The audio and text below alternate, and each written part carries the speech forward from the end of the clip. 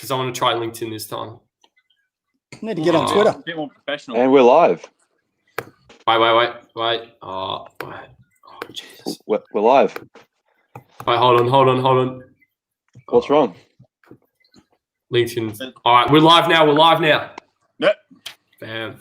How is everyone today? Ellie from Matherspolitico here today with Tom, Michael, and our very special guest, Bob Mann, who is a basketball coach and a community voice. Basically, do you have any words, Bob, to introduce yourself to the audience? What would you like to say? What would I like to say? I've got no really idea. First time at it, so I'll get led by you young fellas. Give an introduction to who you are. Who are you? Who is Bob Mann? Who's the Bob Mann? Yeah, most people would know me for my coaching in basketball. I actually did a fair bit of coaching in cricket and footy before basketball, but there was no basketball coaches back in the 90s, so I had to go that route. So that's what drew me into basketball. So I did that, and I still do basketball. I coach at Melbourne University now. They're Div 1 team when we ever get back to playing on basketball, that is. And I coach for Grammar. I've got a few domestic teams I coach, and but off the court, I run my own online business now with because through my work in basketball, I got pretty good at the IT stuff and doing a lot of social media. So I now go out to businesses and we run an online paper. So that's to promote local businesses. But again, because of these lockdowns, that's all got shut down a bit. So, yeah, I'm just a bored old fart sitting in four walls in a flat talking to you young guys at the moment. So there we go. I'm trying to build up a social media following because one of the things with the lockdowns, I think for me is important is to try and broaden a base where I can talk to people without actually having to go and physically visit them. So, and even with the, if you're on the internet and you've got a social media following, you can then get outside borders where you can't physically do that right now. So, unlike you guys, I'm working through Twitter, which is quite interesting. I've been building up my base there for 2 years. So, I've got about 1,500 followers. Ooh, yeah. That's pretty good. Yeah, so well, I'm on Twitter, Facebook. I do want to get back into Facebook. It's actually interesting when you go across the different social media platforms because, Twitter is basically all people my age, anyone from 40 to 100. We got one guy there who's 99. And you do get a real wide variety, like for there you get a few, most of my base is conservative in their leaning on thinking, but, I've got 3 gay friends on there that have come on as conservative as hell, which you sort of wouldn't relate. But I've got some friends from over in America. When I say friends, Twitter friends, England, you get to see a wide variety. Whereas I think in Facebook, you tend to get more of your people around in your groups. But I do find that in the Facebook group, there's a lot more younger people. And as Elliot knows, they're the people that actually I've worked with for 30 years, not the older group. So I do want to get and engage with the younger side of things. And I found also on Instagram is probably there's that funny thing in between where you've got the younger family types who mums and dads who've just started out, they want to show off their babies and all that sort of crap. So, you've got different elements and different social media for different demographics. The only one I refuse to go into is bloody WhatsApp because all the, that's all the teeny boppers, and I really just had my fill of that. So don't need that. So yeah, just trying to market. And with these lockdown, what I'd previously done was do a lot of small business and community-based stuff, which was my go, and that was actually really working. But when the government's locked us down, I like you, Elliot, I've had a fair bit of interest in politics. And, I've just decided to go down the political route. Last week, I actually engaged with my Twitter mob in a big lobbying campaign against their extension of Yeah. So that's it. That's it. That's your introduction. Do you have any? Because you say you're a conservative man. Do you have any role models or any influences that have led you to a more of a conservative viewpoint? Yeah. Role models, politically, I mean. Any role models, anything. Like, were you brought up as a conservative, or was it more a gradual thing? No, I grew up in my young adult life. Your guys' age was in the 80s. Great time. I just wrote an article about that this week for the newspaper. And if you compare the 80s to now, and this is one of the things I've got concerns and why I've got onto the online media, I feel sorry for you guys. The 80s was just a wonderful time. We were carefree. We socialized. We didn't have, bizarrely, you try to explain to kids these days, there was no such thing as a mobile phone. There wasn't the internet. There wasn't laptops. So you had to really socially connect. You had to go out there, go play sport, see each other down the street. When we were chasing girls, we embarrassed ourselves in some of the most ridiculous ways. It wasn't like getting online and pursuing them as you guys do these days. But we also haven't got this overbearing atmosphere where everything that you seem to do is critiqued or looked down upon, or, they go into it to the nth degree like we're currently seeing right now. When I was growing up in Bensdale, I was in the country, which made it doubly lucky. So, for example, some of the scenes we're seeing with the police now, you never would have seen that before. But I got in, and trust me, you might not be any surprise here, but I got in my trouble with the police from time to time. And the police, I could tell you a few stories, but we won't go there. We need a bit more time. But the country cops back then, unlike the Ballarat cops, if you got in trouble, you got a bit of a whack over years, you would never have got handcuffed. You would never have got, for example, that girl in Ballarat. They would never have come in a group like that. You would have got one of the older coppers come across, take your side, say, mate, stop being a dickhead, or you're going to go to jail, or we're going to get more serious. Wake up yourself. And then they go talk to your parents.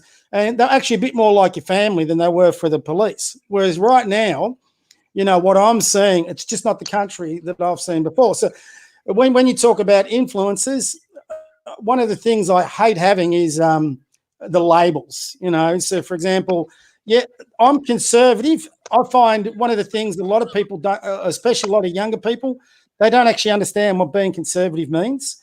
I'm also what I consider to be a Christian, and I'm a pretty poor Christian in certain parts. But if I'm going to classify myself, it would be a Christian conservative. So, for example, those two things, in many ways, a lot of people don't see that they relate. So, for example, as a conservative, I believe in strong borders, but I don't go to church much, but when I do, I see a priest up there pleading for refugees. Now, I feel for anybody that's oppressed, but I don't think you're doing any favors for our country by having weak borders and let anybody come in.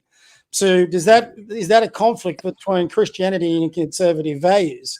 So I think you got to be very careful in your labeling. So, for example, a conservative is a lot of times considered a capitalist and is all in for their own good.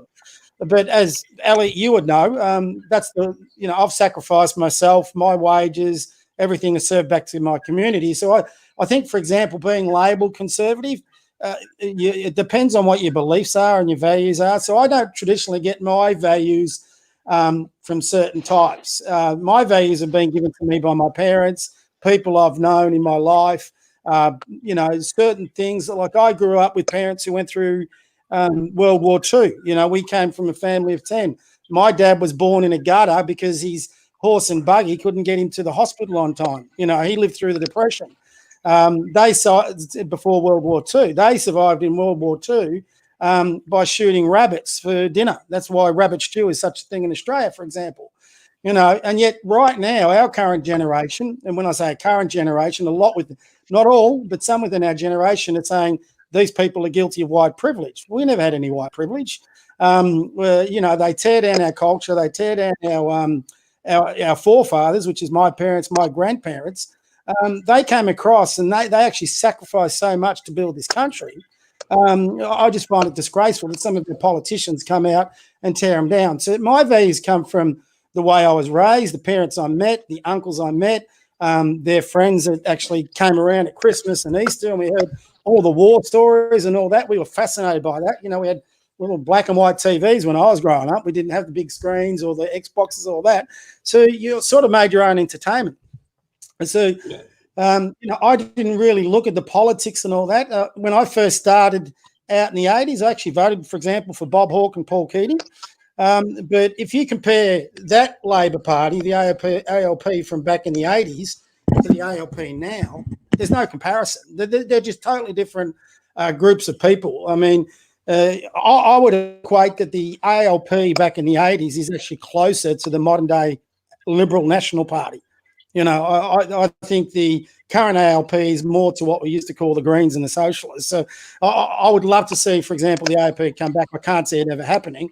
So, you know, a lot of my voters got in massive arguments around the dinner table with my dad and with my uncles and my brothers. We used to, as you can imagine, I had 7 brothers and 2 sisters.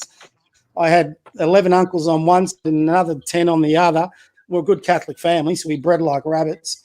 And we got in massive arguments, but that's where we sort of attuned our beliefs and what we're all about. And, so that's where my inspiration came from. But, you know, there's a lot of people. I don't rate politicians a lot. I think the really good ones are few and far between. I think we're very lucky in the 80s, 90s and 2000s. We were spoiled. You had Hawke, Keating, who I'm not a real fan of, but I think he did. And then you had, obviously, John Howard. So we had those 3 for a period between 1982 and 2007 were just a farce, you know, and that's both on the what they say is the conservative side and what they say is the left side. So for example, left and right. I was listening to Eddie Maguire on the radio the other day, and according to Eddie, if you're a business person or if you advocate for a business, you're a right wing.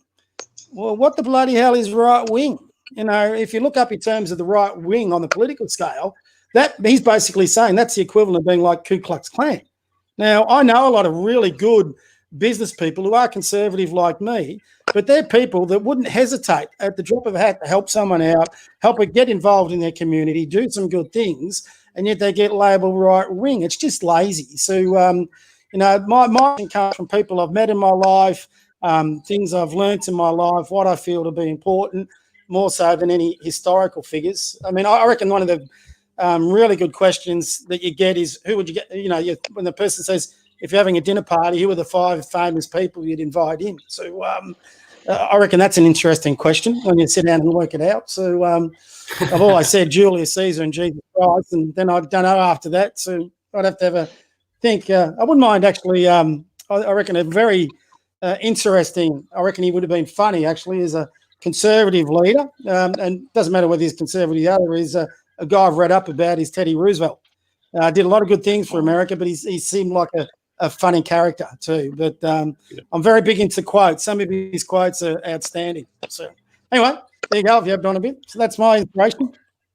Well, oh yeah, Michael, you could I ask something? Yeah. No, so I'm just going back to the ALP. So you've made a good point that you know people tend to look back around the 80s and 90s and 2000s as kind of like, you know, those were kind of good political years. You know, there was a lot of stability compared to, you know, all the leadership spills and, you know, 6 prime ministers in 6 years. With the ALP, I was wondering if you could elaborate on in what ways do you think the ALP today is different compared to the old ALP? Like, is certain policies that have changed or the priorities? Well, I'll pick up on one point before that one. Trust me, when I said we were lucky, if you actually go back through the history of it, there was still politics is politics. And you can go back, for example, in the American Civil War to understand the politics that was going on there for Abraham Lincoln. If you actually study that era, what he had to go through for that 5 to 6 years through that war, the politics then compared to now was ruthless. Even back in the 80s, Bob Hawke came to power because he knifed Bill Hayden just before the election. John Howard didn't come to power until he had about 3 or 4 leadership spills. So it was interesting. You had that young fella on the other week. I watched that episode when he said he was going to look to serve the community by becoming a counsellor. You know, if he was my son, I'd be saying, mate, you got rocks in your head, because I'll tell you, you jump into that political bullpit. They're not nice people. You get some good ones. Don't get me wrong on all of them, but the ruthless ones, and I found that is this out, as you would know, Elliot, in basketball politics, the ruthless ones would do just about power. So, you know, there's really good people. If you go there and that young kid looked like a good kid. I'm not knocking him. He looked like he's going in there for the right things. But I guarantee it, and I was naive too. My brother warned me of this. within about 5 years of being in it, he'll be abused by other people with different agendas that won't explain it to him. So when you talk about the ALP are an interesting bunch. And then my dad was an ex-ALP guy, but he ended up being very conservative. There's an interesting quote, when you're youthful, I can't remember, Winston Churchill had it at one stage, when you're youthful, you lean towards the Labor side, but then when you grow some brains, you become conservative.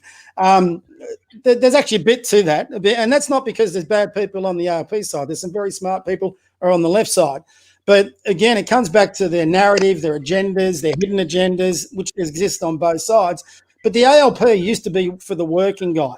It was, that's what it was all about. And you had genuine Aussies that were in there. If you go right back to the 50s and 60s, for example, the ALP was actually dominated by a lot of Catholics. But then they had a big falling out, and you barely find many Catholics in the ALP anymore. In fact, probably worse, where they don't believe in sort of that faith, and they want everyone to glorify the state faith. But you had more legitimate traditional ALP types back in the 80s. That a lot of them also didn't go from university into politics. They went from they probably didn't even go to university. These were guys that would have done an apprenticeship. They would have worked in the building industry. They would have worked as a plumber or a tradie, and they would have got some real life experience behind them before going into politics. If you look at nearly on both sides, particularly on the Labor side, how many of those people that stand for politics in the ALP have come straight out of the university manufacturing line without any life experience and just go straight into politics? You can look at our Premier right now. He's a classic example. And I actually think in politics across all parts is that no one should be able to go into politics unless they've had 5 years lived experience managing a business, managing an organisation, understand what makes taking it work. Because I watched the upper house debate the last week about the state of emergency powers. There was half a dozen within there. If they came and asked me for a job, I'd tell them to piss off because they have no idea. We've got an ex-prostitute that basically made the decision to give Daniel Andrews another 6 months. So, there's certain people that are actually in Parliament. Who was that? Should never be there. Hey? Who's that? The Fiona Patton from the Reason Party. ex-prostitute? Yeah. Oh, the Reason Party. Okay. I used to be the Sex Party. So that's what she did. And I have nothing against that. But is she qualified, for example, to make decisions on behalf of the whole population of Victoria into shutting us down and putting certain laws upon us? So if you look at the ALP then and to the ALP now, and Bob Hawke probably started this because what's happened over the last probably 3 decades is they've gravitated toward the Greens, and the Greens are more socialist / Marxist, and they're now gravitating towards a lot of the inner city elites. And the inner city elites, mate, I could go to the country and they're down-to-earth people. You come back to the city and you meet some of these. It's like going to a different planet. So, unfortunately, their headquarters are based in there. They all come out of the university system. Again, mate, I coach at Melbourne Uni, so I've got to be a little bit careful, I suppose. But, all the guys I coach at Melbourne Uni are genuine down-to-earth guys. A lot of them come from the country. They bear no resemblance to these guys that are going into politics you're seeing coming out of it. So I would say the ALP have gone too far. If you want to have a political scale, which again, I don't really believe in, the ALP have gone way too far left and need to come back. The guy that I do like listening to from the ALP is Fitzgibbons. I think he's 100% right. They need to get away from the Green lobby and they need to come back to their traditional values because I think federally they will stay out of power until they do that because they're just losing a lot of the traditional ALP workers, for example, in the mining industry, the timber industry. When I was in Bensdale growing up, the timber industry was huge. Well, because of a lot of the green philosophies, they've now destroyed that industry. And when you destroy industry, you destroy jobs, you destroy the productivity of the country, and you make it harder. So, and again, I'm not against environmental things, but it's got to be legitimately planned. It's got to be smart. And I just think the RP have lost their focus on a lot of that. And they're embracing too many radical agendas, I would say, whereas before it would have just been not accepted in the party. So that's the difference. Coming back to Marxism, do you think there's a slight infiltration of Marxism in our university system to eventually create Australia into a Marxist society, or do you think that's a bit more tinfoil hats on? I'm really big on, and it's actually been a really good experience for me to be coaching at Melbourne Uni. So I've got to know a few people there, and I've walked around the uni campuses. Back when I was growing up at year 11, for example, you could walk out and get a job. If you did well at year 11, you got a thing called the leaving certificate. So I left at year 11 because I wanted to go play sport, hang out with the mates, chase the girls, do all that sort of thing. I had no interest in university. So I went and got a job in a bank. So but back then you could get legitimate jobs, whether it was in accountancy or that, and go into a bank, where now you have to go through the universities. So I'm not too sure. All I can do is go by what I've read and what I've seen. By not being in university or have done a degree there, I don't like people judging me if they don't know me. So I don't want to be judging them too much. But certainly one of the reasons I do want to reach out to young ones, I had a dinner around at a family that are friends of mine. I coach one of their boys in basketball. Won't say because I don't want to get their daughter in trouble. But they're pretty conservative leaning. They came from Russia. They're Jewish. They live in Glen Ira. Great people. They run their own business. Their daughter is very, very smart. But she was saying she had to write this, I don't know, what do they call it in university, article or whatever, to make this submission to her lecturer. But she was making that article or that study back to that lecturer so it would fit the lecturer's narrative, not hers. So in her mind, she had to give him a socialist/Marxist leaning on that paper, but not write what she really felt. Now, to me, that's part of my concern for Australia going forward. And I don't care whether you're Marxist, whether you're socialist. One thing, again, as a conservative that I believe in, and one reason I lean to it, is being conservative is supposed to make you embrace all people's opinions. It's supposed to believe in individuals' rights and liberties. It's supposed to be, if I have a disagreement with you three, for example, we can sit here, calmly talk about it. And one thing we used to be able to do, for example, in the 80s, I had plenty of ALP mates back then. I actually voted for ALP for a few years. But we could all disagree and argue, and we had some pretty good arguments. But one thing we had drummed into us by our footy coaches and the people in our community is don't end off in a fight, have a beer, put your arm around each other, you're still mates, walk out there as mates.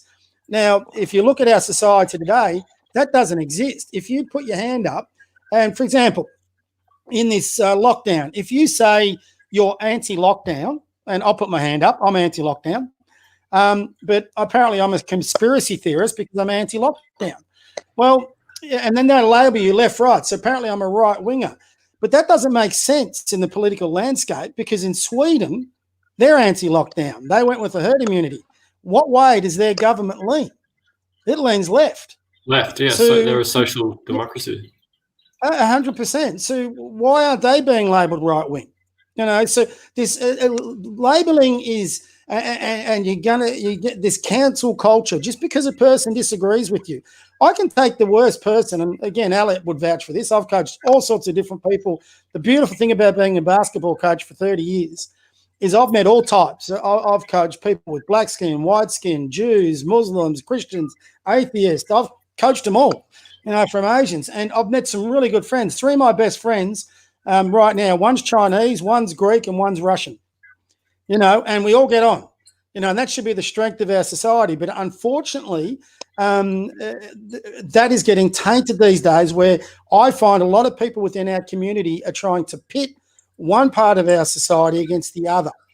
And what actually is convincing me, for example, as socialist, Marxist or whatever, that is a trademark Marxist tactic, to divide and conquer. Now, I want to find out, one thing that worries me is these studies, and I don't believe them all, that a lot of people your age think Marxism is a good option. Now, we're all getting a bit of taste of Marxism at the moment. And if anybody thinks it's a good option to be stuck in your homes, only have an hour out of the house, that you can't travel more than 5Ks. We had our chief health officer this week admit that the reason there's a curfew was to make the life easier for the police. It had nothing to do with health. It was just to make the life for the police a lot easier. So basically, they're shutting down and imprisoning a whole community to make the job and the life of the police easier.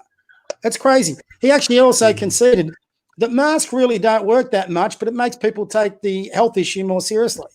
So, to me, that's crazy. That's impinging on people's rights to send out a message. I want a leader that can inspire me, that can motivate me, that can show me a way. I saw a tape of the Republican governor in Florida. If you get a chance to watch his press conference this week, watch him. And it doesn't matter whether he's Republican, Democrat, left or right. But what I liked about it was his language. He led, he inspired, he motivated. They were asking him about lockdowns. He said, we're not going lockdowns ever again. He said, we're coming out of this thing. We're going to stay coming out of this thing. And if we do this thing sensibly, there's no reason for us to go back into it. And I looked at the way he spoke and the way he led. And you got to remember, in Florida, for example, they've got, I think, 21 million people in a state the size of Victoria. So they've got Australia's population there, and yet they're coming out of this thing and they've got a leader giving some real positive, motivational, inspiring sort of leadership. Where's that in our country? It's just not there. So it's quite doom and gloom, that's for sure. Very doom and gloom.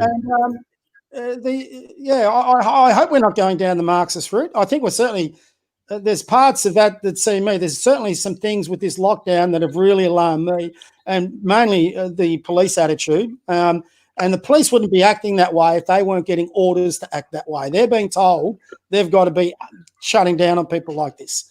So it's the only way. So once you start getting what I would consider corruption in your police force, and that's not a big thing. You've only got to read about Lawyer X. Once you start getting corruption in your police force, then I think your society is going down a very slippery slope. So people need, one thing I think of doing this is people need to start speaking out. They need to find out what's legitimate and what's not.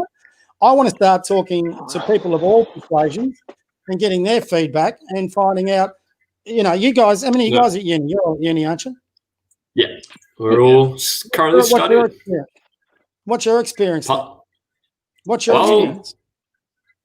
When I went into uni, I had this expectation that maybe it was going to be pretty left leaning, but in reality, it's not as left leaning as I thought it would be. I mean, I'm actually if you're going to do labels, I'm on the left, like moderate. I'm like a social democrat, but I'm not. But I'm not like a socialist or Marxist. But I've noticed that I think students, young people are generally quite left leaning, but I feel like in classes, like it really depends on the course. Like I've heard stories about people doing arts courses, right?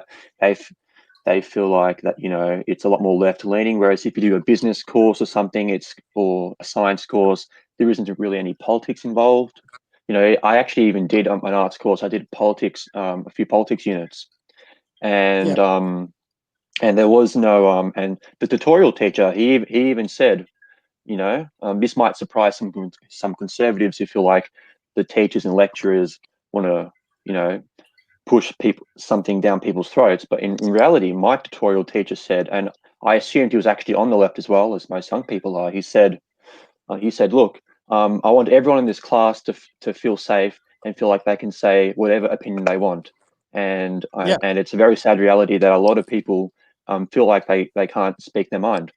So that's been my experience. It's not as left-wing as some conservatives put it out to be. It really depends probably which faculty, maybe which course you're doing. Because, there's also quite a strong, actually, religious presence on the campus in terms of clubs. There's a lot of Christian, there's Muslim, Jewish clubs, quite a few Christian clubs, actually, that have come out during orientation day, promote themselves. Which university is that? Monash University. Okay. Yeah, so it's not that not too left wing. Against students probably left leaning. Teachers maybe not so much. I don't know, because one of my teachers I had last year, he was actually he's from America. He was a Republican. So, there you go. Yeah, an anti-Trump Republican. So one of the rare ones. He was an anti-Trump Republican, but he didn't. He's more a Democrat then. He's more a Democrat if he's anti.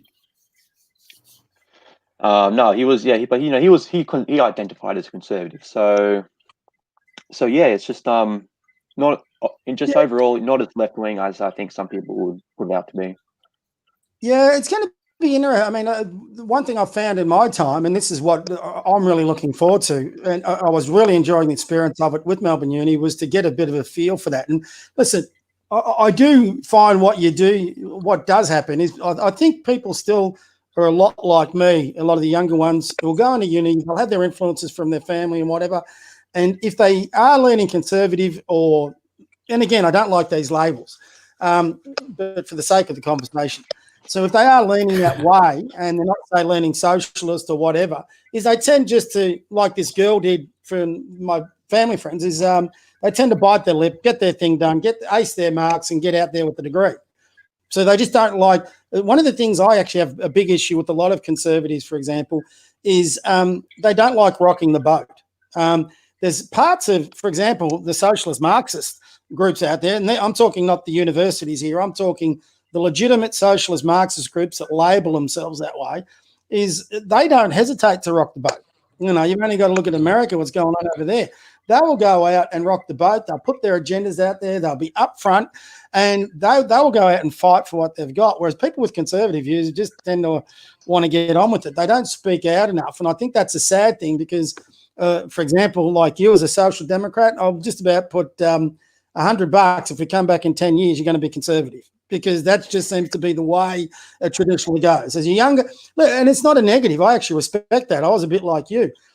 When you're and you guys might take this the wrong way. When you're younger, and it's not, even though I'm 57 now, it seems like yesterday I was 17. But yeah, I got into the arguments with my dad because I believed at 17 I could influence and change the world. Okay? A bit like, again, your mate you had on there that was going for council. So you probably have that appreciation till maybe 30. It expired for me. And then I realised, you can't keep fighting town hall. It's just not going to change. So there's different ways of doing it. And one way, for example, is having a conversation and being able to listen to a person with a different view and then try and say, yeah, I can take that. So even though I mark myself as conservative, some of my best friends are left-leaning. So, I actually don't mind Trump. Some of my friends hate Trump. But when we get into a point like in the States that a person's getting shot twice in the back because they have a Trump hat on, then something's very wrong with our society that we're living in. So, I should be able to have a conversation and a beer with anybody, have my political differences, have my difference of opinions on everything, whatever that may be. But then we should be able to walk out. And with the basketball team that I coach, and when I say team, these guys are, they're anything from 17 to 30. And we had a few pub nights and all that. And as you could guess, we engaged in a bit of debate. But we always walked out of there having a bit of fun with it.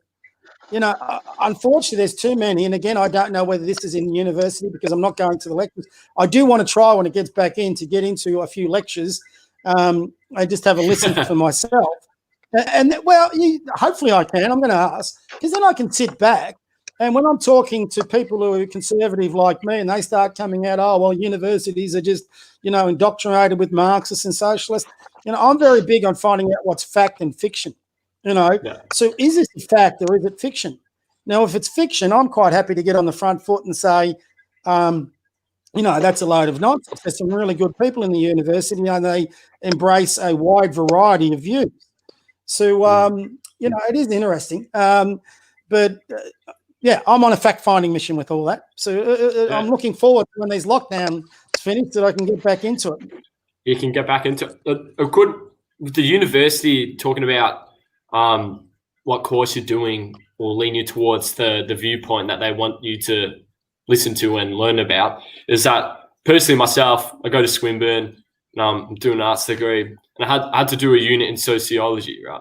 And it all depends, like Michael was saying, that it all depends on the unit, what you're doing. It will determine what political view the teacher will have. Like 9 times out of 10. And so I did a sociology course, and this teacher, she was a bit like, just finished out of uni, just come straight to sociology to get more points towards a doctorate degree. And we were doing an assignment, and we were listening to all your fellow classmates presenting their findings. And this one classmate was talking about feminism. And say that again, Elliot. Feminism. Feminism. I don't know why that came out wrong just then, but feminism. And she was talking about feminism, and she just went on this complete tangent of destroying just talking smack about males and male privilege world and the patriarchy that we're living in.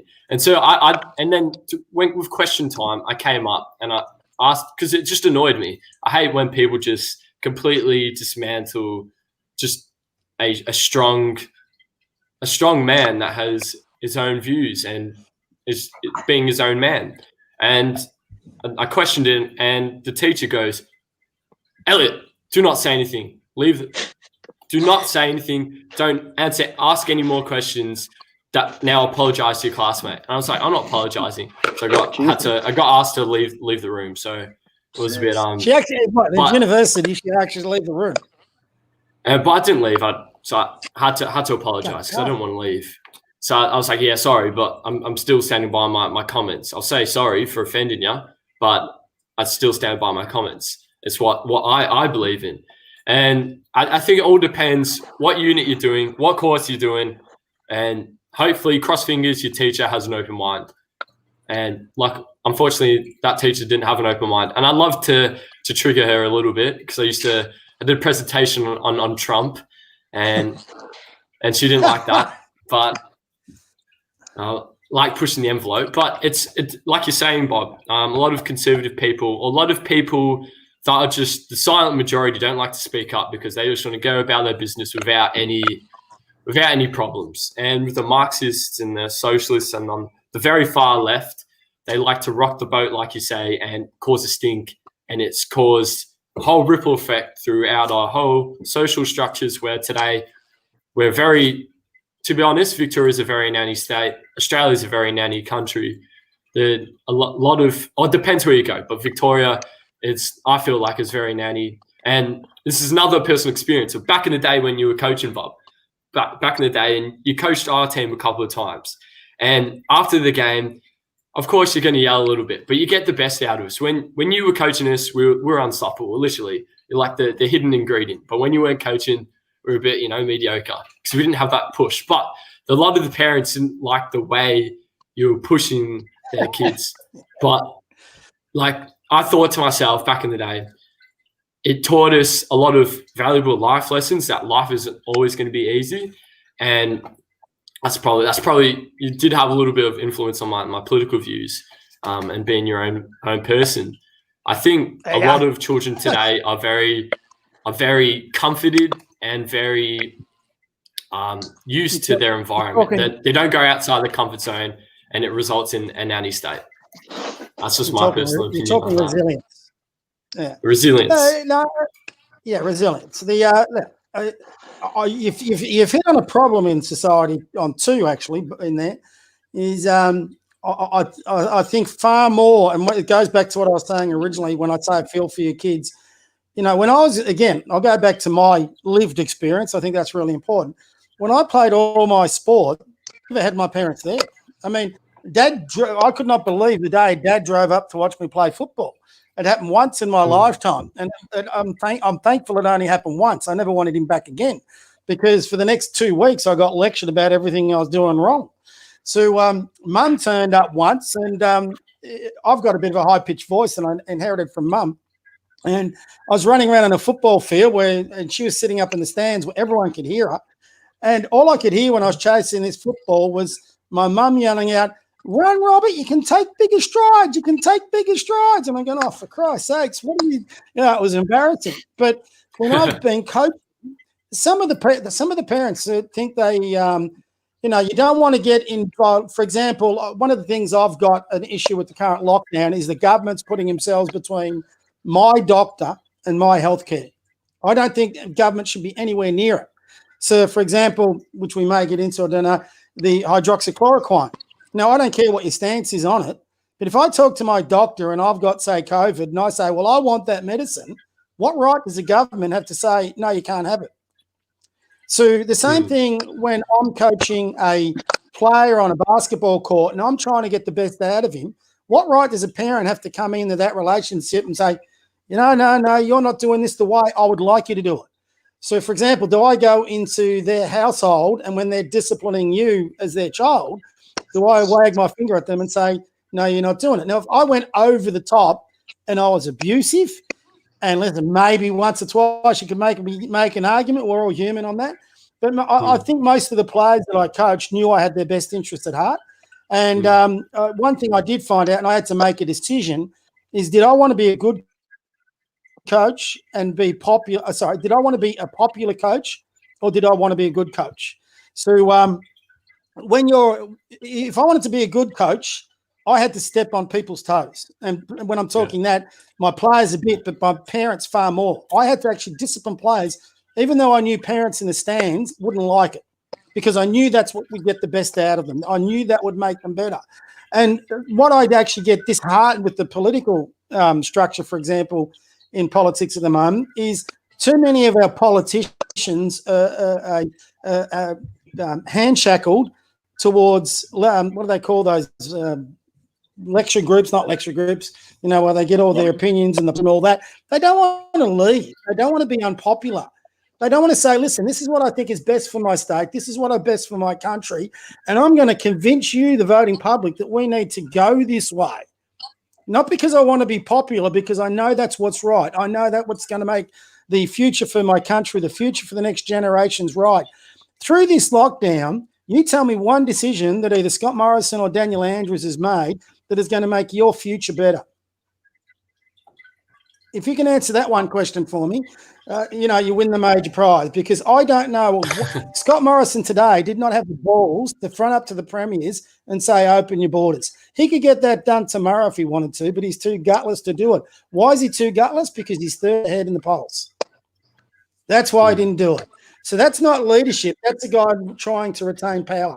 And when you get that, you have problems.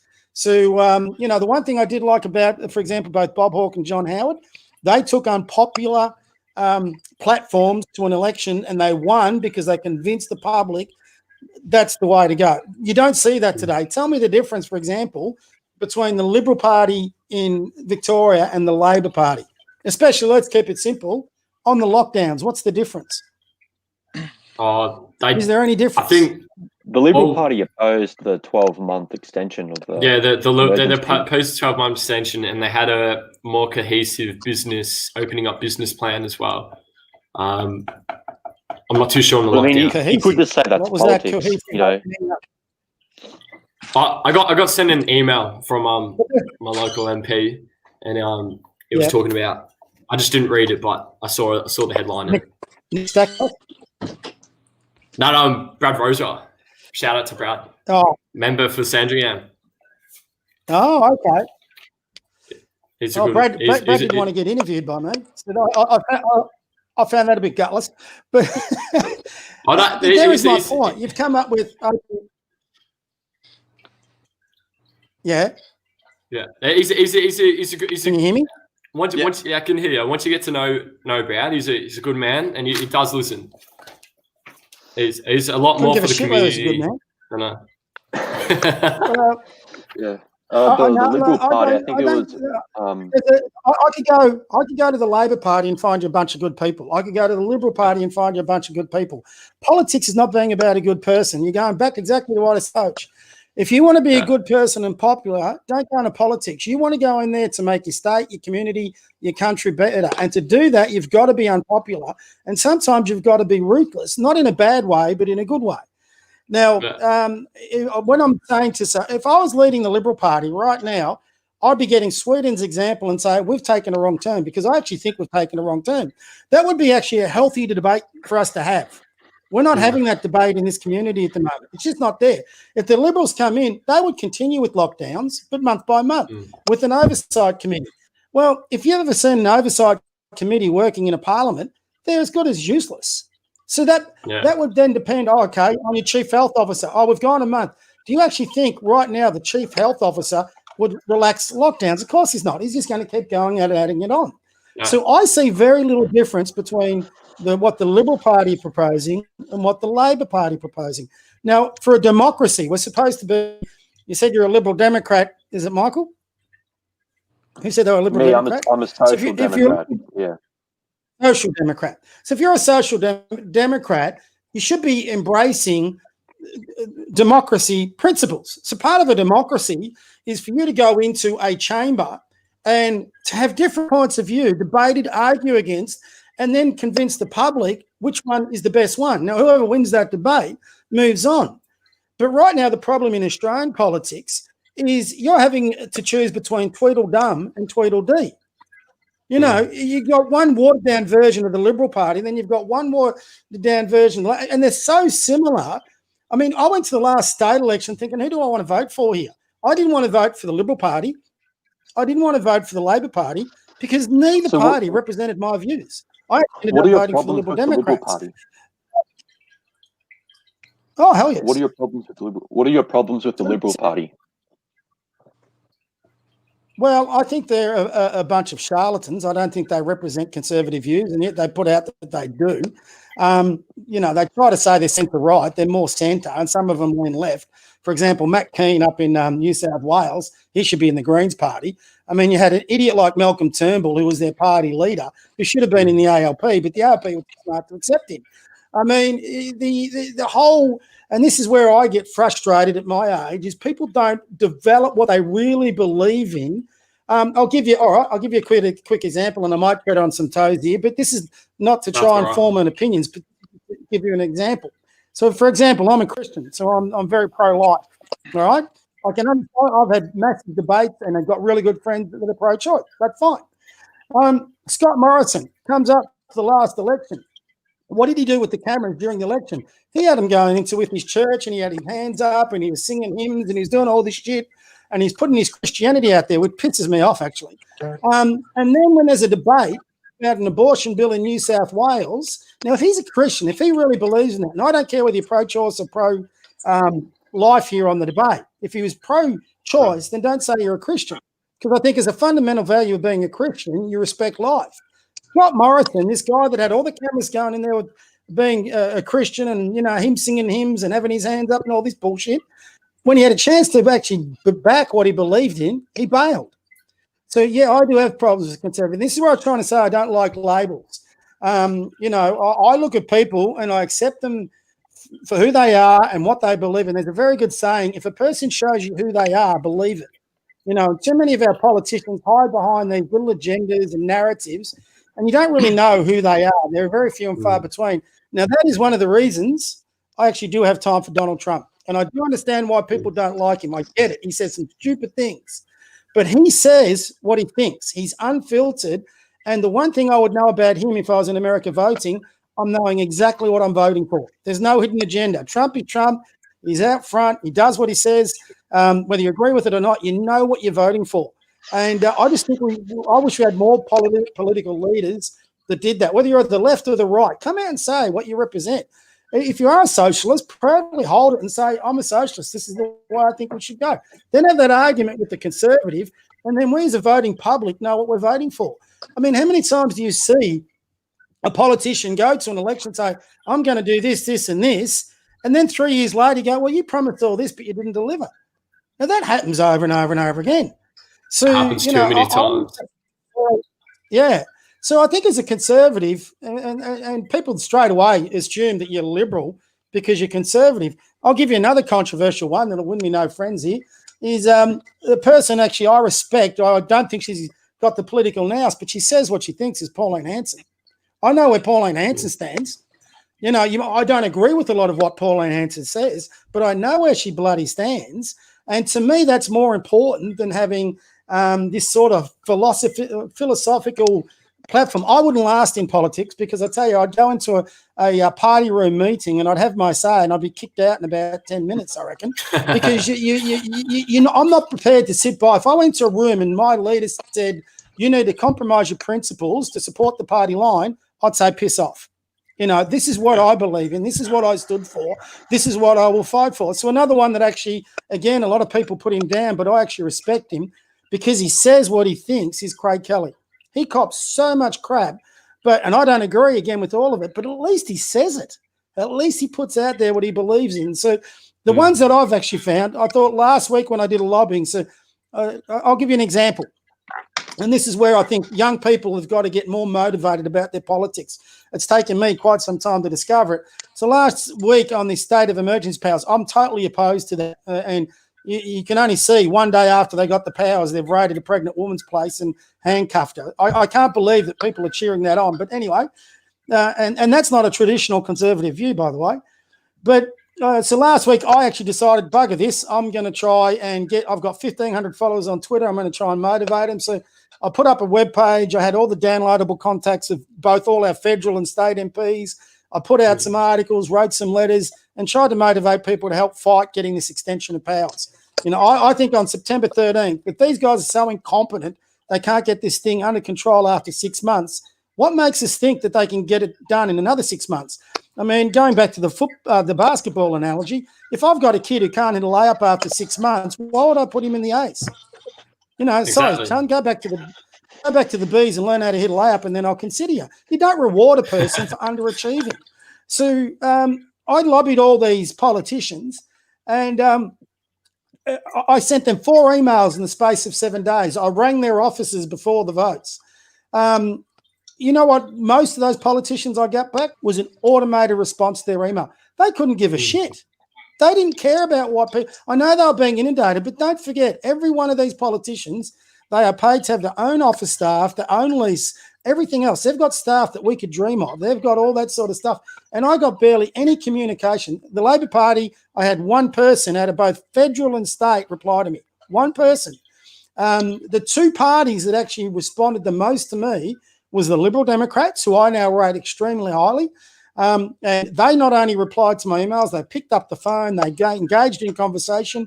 And the other one was the Hinch Party, the Justice Party. They were very similar. They picked up the phone, they talked to me. I talked to their media advisor for 45 minutes.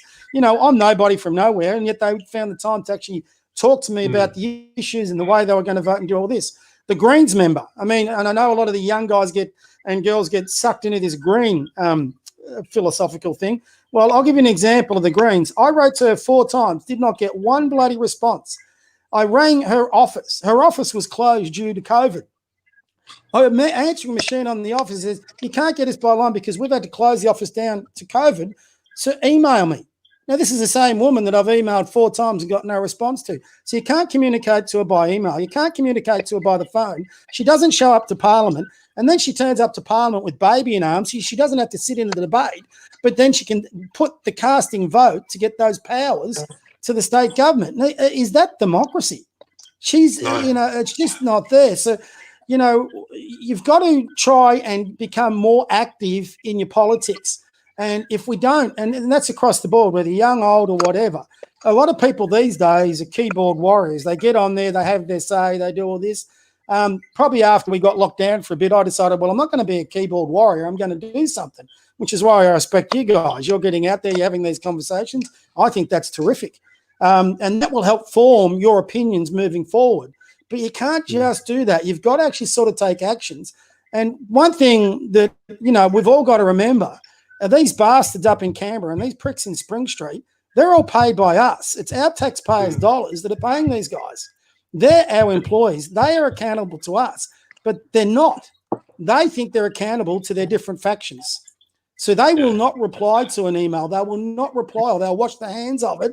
And who gives them power is they only get a seat in Parliament, for example, from the branch stacking. They don't.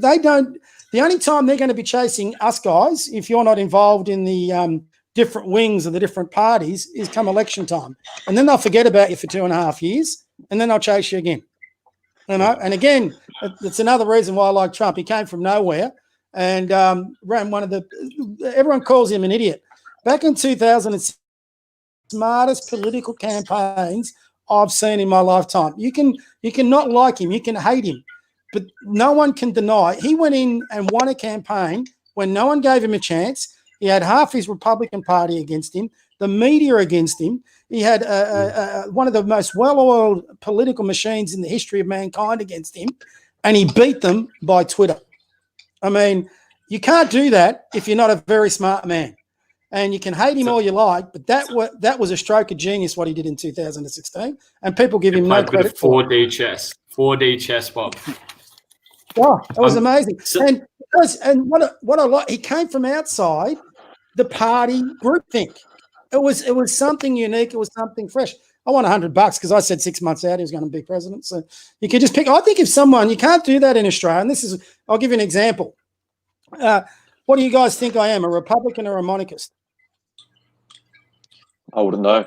I'd say like a Republican. Libertarian. What do you think, Bob? Sorry? Libertarian. Something different. That's not a model. We're either a monarchist society or a Republican. Which one do you reckon? I'm a conservative. I'd say monarchist. You love the Queen. No, I can't stand the royals. I think they're a bunch of pompous assholes.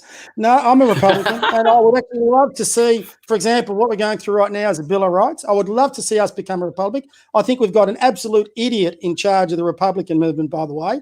But we need to get a republic model, and if it can be like America, everyone puts down the American model. But again, what I like with Trump couldn't happen in Australia because we have these who's our prime minister? The head of the political party that we vote in.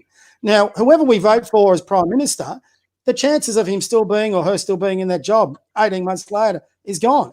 In America, you've got that guy, and if he doesn't do a job, you can kick his ass to the side. Yeah. Right? In Australia, you can't do it. You don't even know who's going to be your prime minister or premier in 3 years if they survive. Now, I don't see how that is actually a democratic system or way of going. So I would love to see us have a more Americans, while we keep our institutions as we have in a constitutional monarchy. So get rid of the monarchy, but keep that system of government, but give all Australians the ability to choose their leader. And then you could potentially have someone like a Trump come, and I think that would be healthy because you can get that individual from the side who can get some backing, and boom, you might be able to shake up, what they call the deep state a bit. And I think the deep state needs shaking up. Too many of our bureaucrats. I mean, who's governing Victoria and Australia at the moment? Is it Scott Morrison and Daniel Andrews?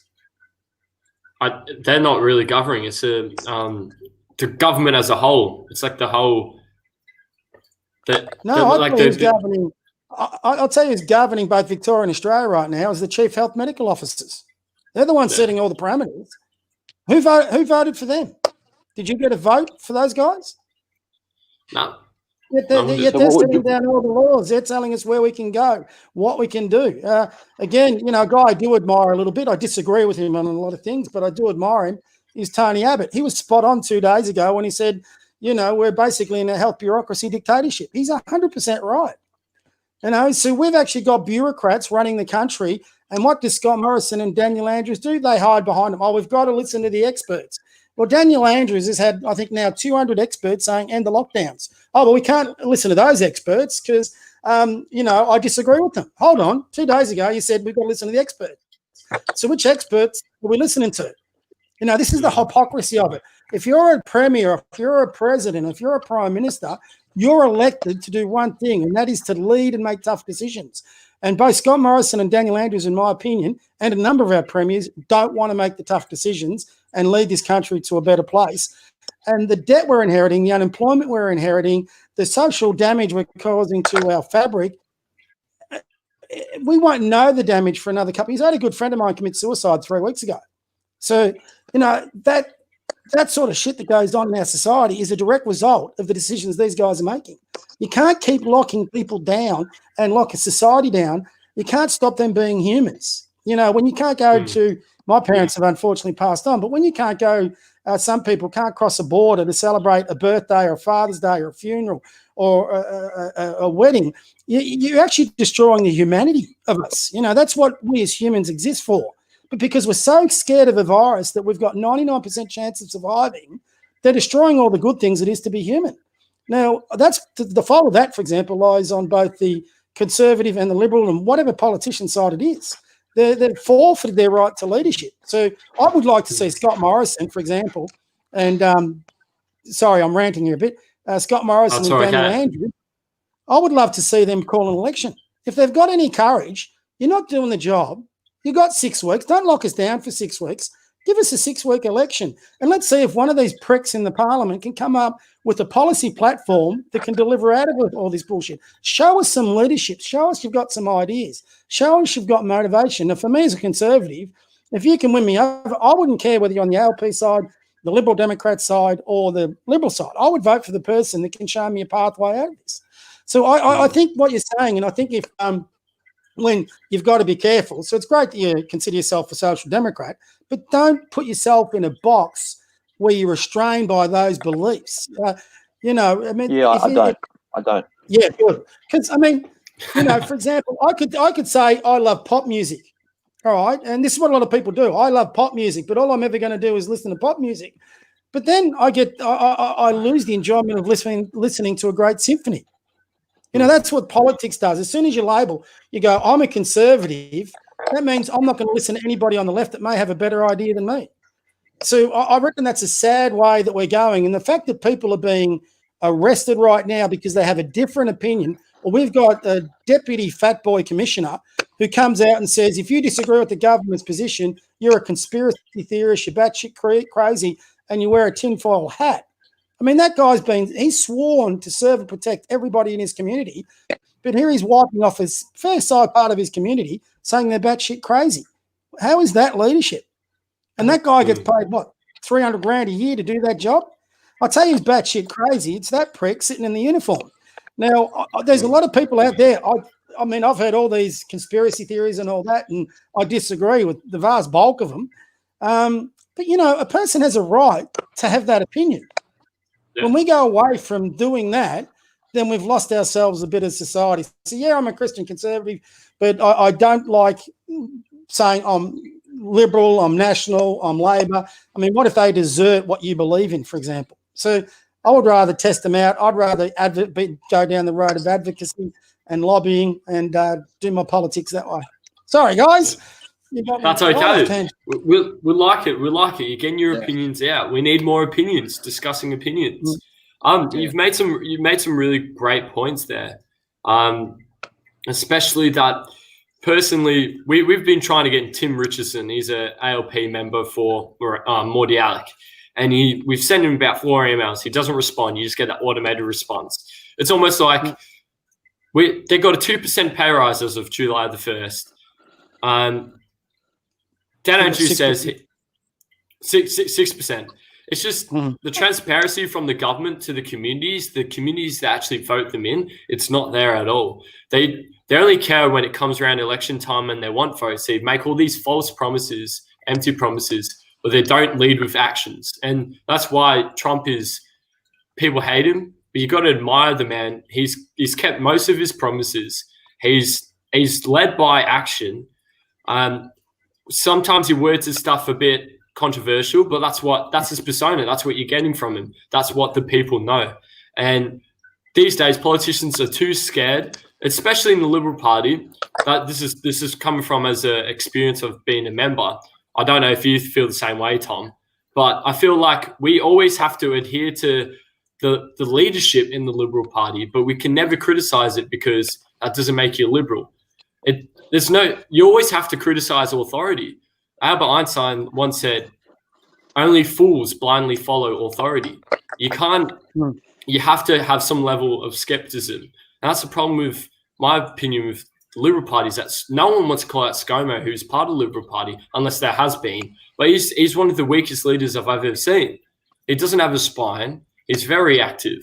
And that's the same with the Victorian Liberals. I feel like they want to fire Michael O'Brien because he's not bipartisan enough on Dan Andrews. But then they want to replace him with Matthew Guy, who's a loser, who lost the last election.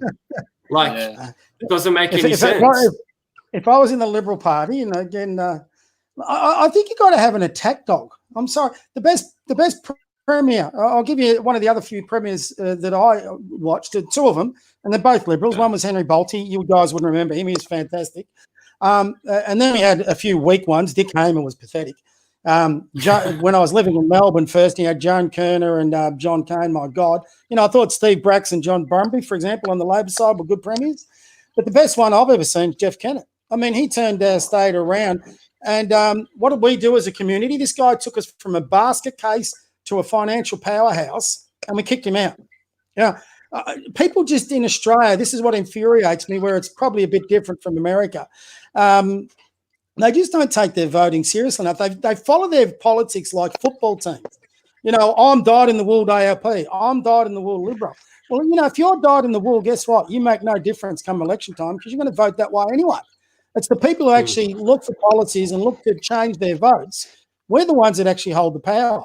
So if you want to be dyed in the wool, show me you want to be dyed in the wool. I mean, I do give the one thing I give the Libs a bit more credit for than the Labor, and it's just a bit, it's not a lot, is at least in the Liberal Party, the backbencher, you can have your say. In the Labor Party, apparently you can't do that. I think it's the politics of it's much more entrenched. But they're both, you're not going to get a seat. You're not going to get to sit in the Liberal Party unless you're outstanding, which some of them are, and this goes for the Labor Party as well, or unless you're a kiss ass. So basically, you've had to kiss a lot of ass to secure that seat and win the votes with the things. You're going to have to say, to get that seat, you're going to have to go in there and say things you probably don't believe in. So, all right, I'll be controversial again. Don't tell me that the Liberal Party is the climate change party of Australia. They come out and say it, and some of them do believe in it. But, I would actually like to see a few of the Libs, and some of them do. I would like to see, again, two different dynamics to the debate. I don't want an ALP saying, well, we're going to go carbon neutral by 2050, and then the Liberals are going, well, we're going to go carbon neutral by 2030. It's two sides of the same coin. Why can't someone, for example, in Australia, and this is what I believe in, come out and say, well, you want a carbonless energy grid? Let's go bloody nuclear. Why aren't we talking nuclear? Everyone's so petrified about nuclear. There's nuclear power stations all around the planet, zero carbon emissions. Why isn't that on the table? Where's the person with courage? Now, there is a couple in the Liberal side, but the person with the courage that's pushing that at the moment is a former ALP leader, Mark Latham.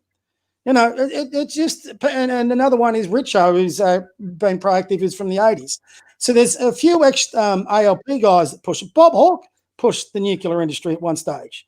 So Cory Bernardi was pushing it back in 2016, I remember, when it was Conservatives. Yeah, 100%. But how many conservatives, so-called conservatives, are now leaning towards the renewable side? I don't know whether you've all watched the Michael Moore, and he's no right-wing guy. He's as left-wing as you can get. But if you watch the Michael Moore documentary on the environmental damage that renewables are causing, you go, what are we doing here?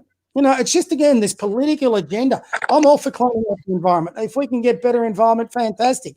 But don't sacrifice it for productivity, for the wealth of the country. Because if you don't have wealth as a country, guess what? You then can't fund social welfare programs for people who can't look after themselves. If we end up destroying the productivity of this country, then the people that can't look after themselves will be left by the wayside in about 15 years. And the way we're going, maybe sooner. Because if the government can't make money, you can't then look after the people who can't look after themselves. And then it's a dog fight. It's dog eat dog. And if you can look after yourself, great. If you can't, well, you'll be left behind. And that's where, and you've only got to look, there's plenty of models throughout history that have glaring examples of it. And it's bizarre to me that there's some people in our society that are still pushing socialism and Marxism. We'll get back to that thing, but they push it. But we've had a 100-year experiment with that, and you've got example after example where it's just crashed and burned, and people have suffered from it. So it's an interesting debate, put it that way. Yeah, it's very interesting. Yeah, I reckon. Yeah, one of the big things which has happened in the recent years is that the Liberal and Labor Party have basically both come very close to the centre in terms of social issues. They're very similar in terms of social issues and don't really differ too much. It's not like in the US where it's quite, you can see Donald Trump and Joe Biden kind of have different beliefs on social issues, but over here it's kind of like they're basically the same, and then you can get a very small variation between them. Yeah. Especially with it's like political correctness and stuff. It seems like both sides are both trying to go for those, especially Labor side's trying to fight for more the Greens votes to be more politically correct, and all this. And even because unlike these two, I've been in the army for the last year and a half, so I haven't actually been at university I've only been in for like a couple months now. And that's like the perfect example of how people higher up are trying to dictate how people below should be acting and behaving. Like you got these people, lieutenant colonels in Canberra, dictating new laws and like how army members should act while in army, but they actually have no idea. Like there were so many programs we had to sit through talking about what appropriate jokes are and what you can and can't say around the workplace, trying to get everyone to believe this stuff. But in reality, the guys who are in the army at corporal and below level, they're not politically correct. Like the jokes that were made, no one listened to this stuff, but it's basically just so these guys up in Canberra and stuff just can pat themselves on the back and say, oh, look at this great job we've done.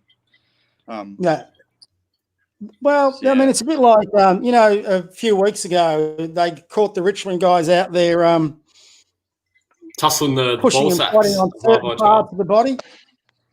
Yeah, well, I mean, this is where I think it's a bit sad. Like, when I was growing up and we played footy, we did things 100 times worse than what that was. I mean, and it was what people don't believe. And here's another reason why I wanted to reach out to young guys, and I can't remember who hit on it before. I think it's a really valid point. And one thing I want to get to the youth, and Elliot, I coach mainly young on the boys' side and the men's side. I've seen too many young men commit suicide.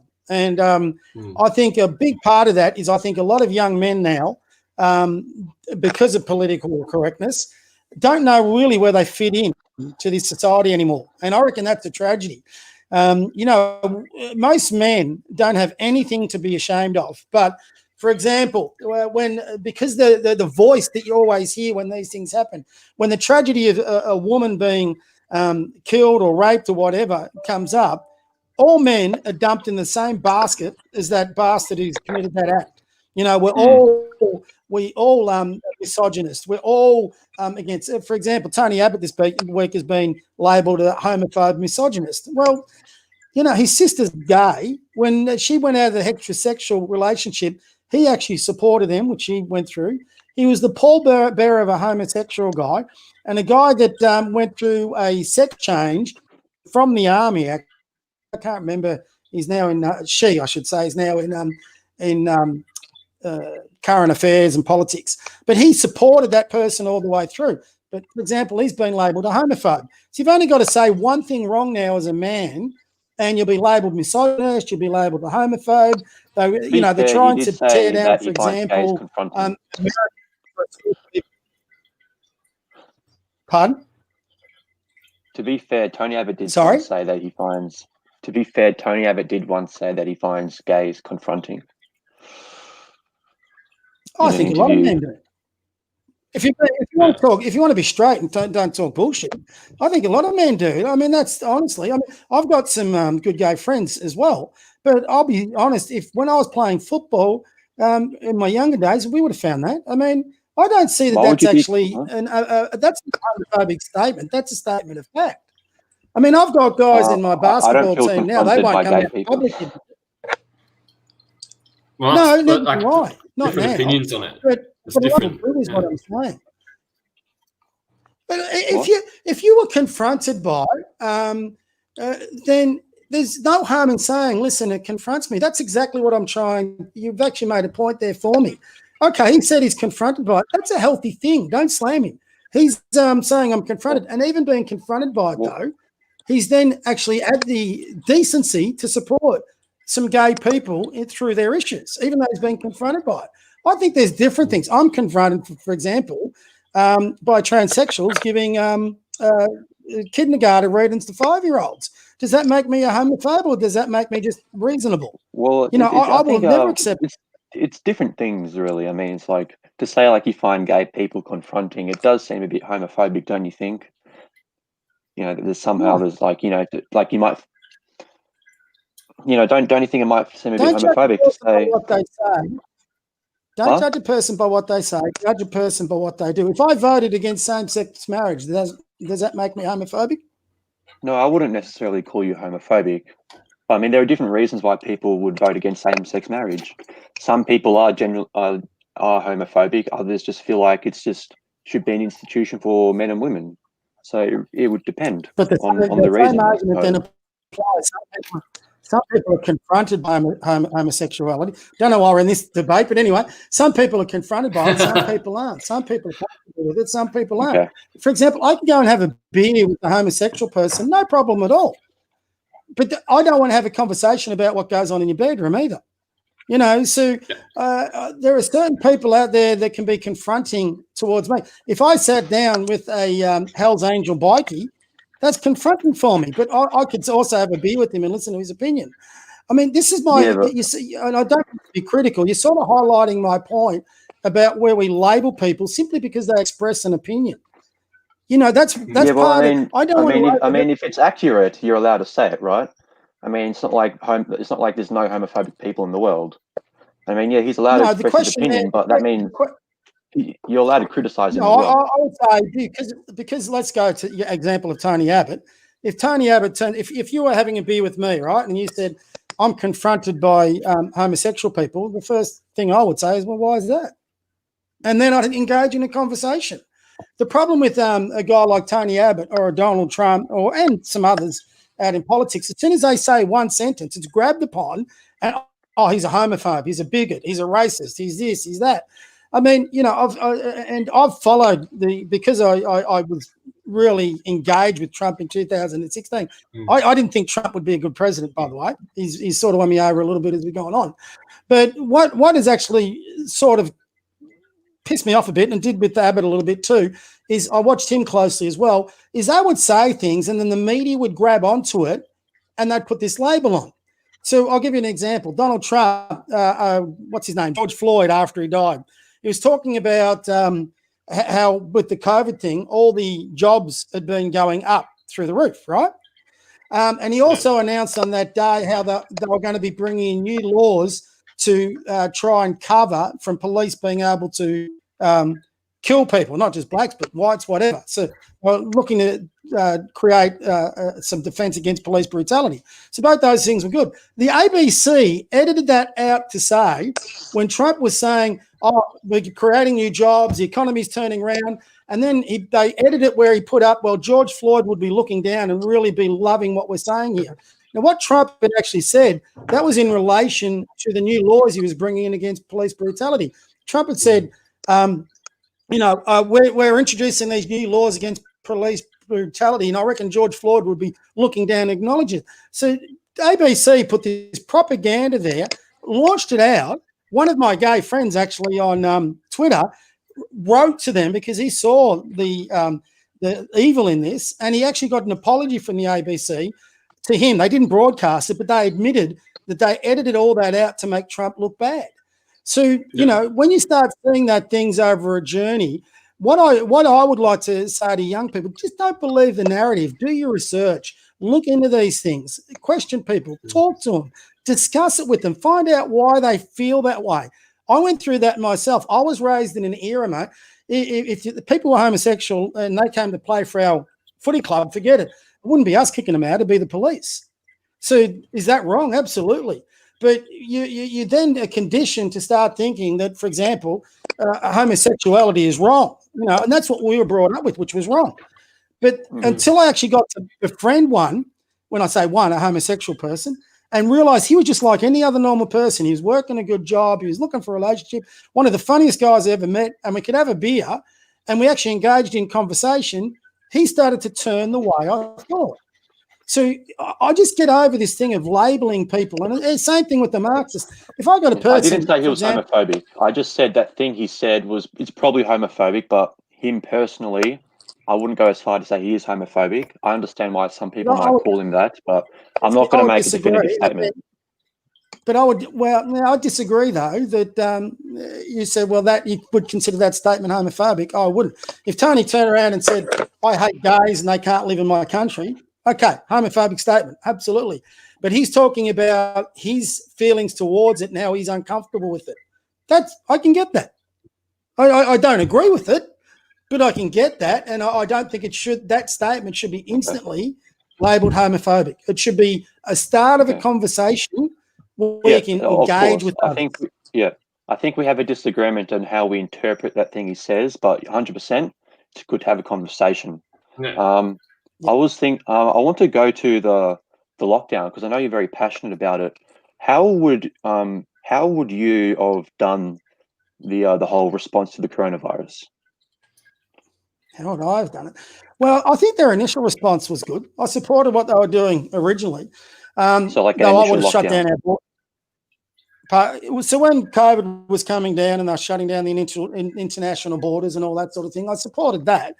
I think my biggest issue with it, again, if you're a leader I want my leader to have some faith in me. I want my leader, for example, to have faith that I can wash my hands, keep my distance, do the natural hygiene things that we should be normally doing. Now, I know we're getting looked down, but I had I've got an interesting journalist I follow on Twitter. I use him, Damien Crew is his name. And he's actually put out a table every 2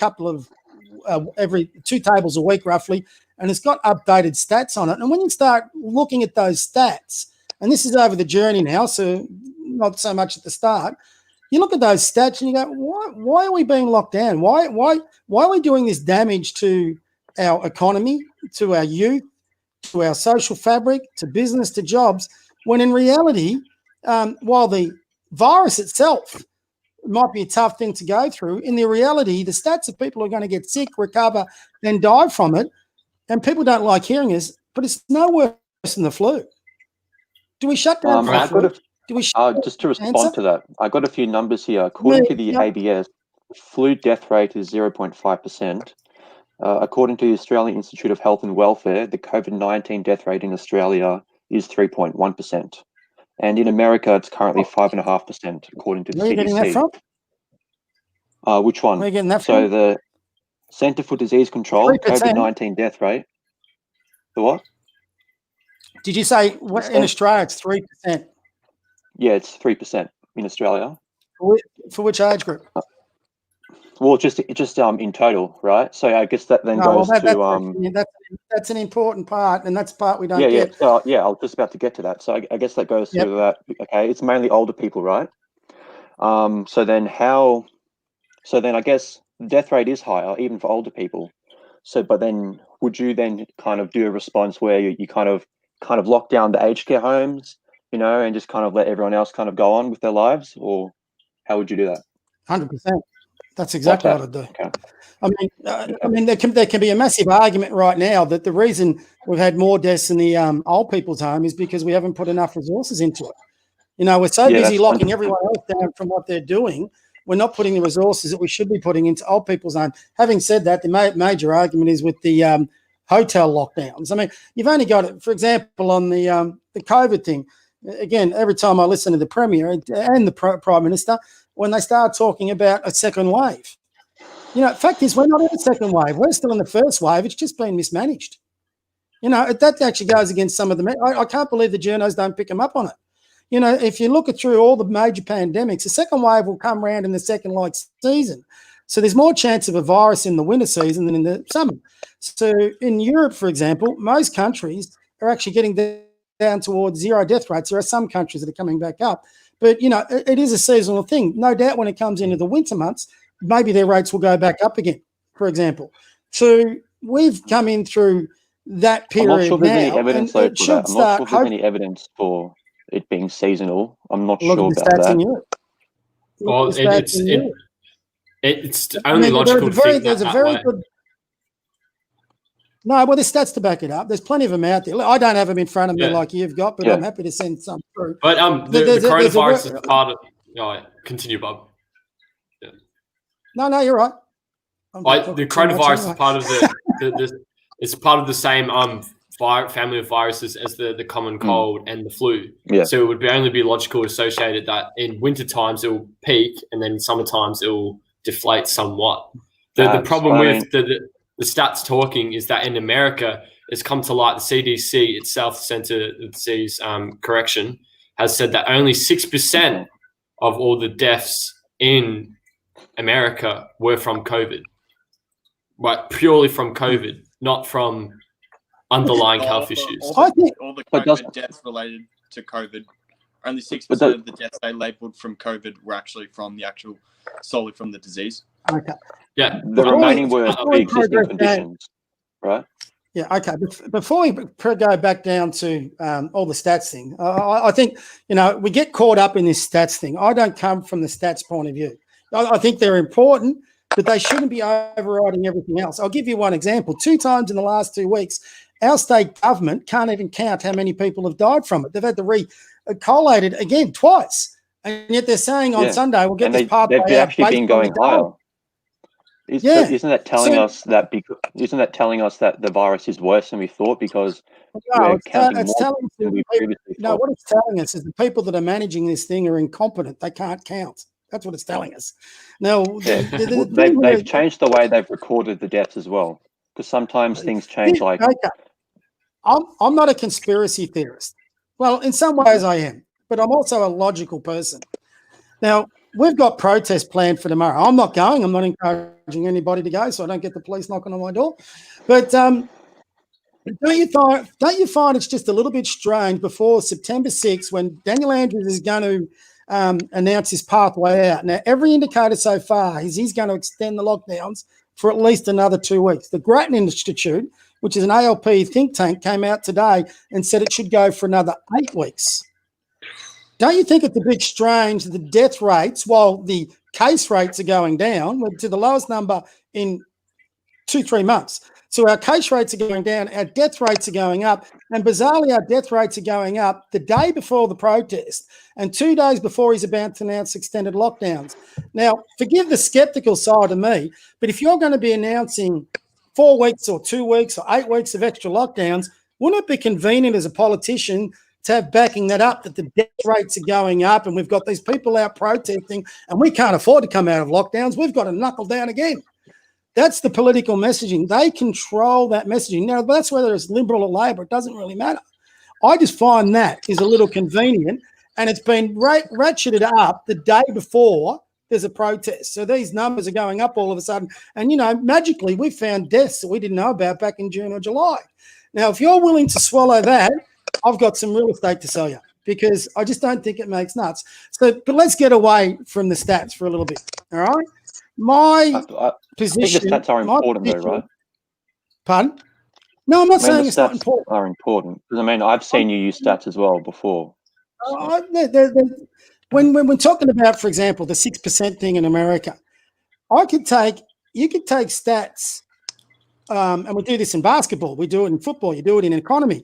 You can take a whole ratchet of stats and make them prove one argument, and another person can come in the other side and take a whole bunch of other stats to prove an opposite argument. Now, in the medical field, no, definitely necessarily. You quite go through Damien Curry on the situation. Hold on. Go through Damien Curry's feed on the Twitter feed. He gets his stats directly from the Federal Australian Health website. Now, before publishing his stats, checked out those stats were legitimate.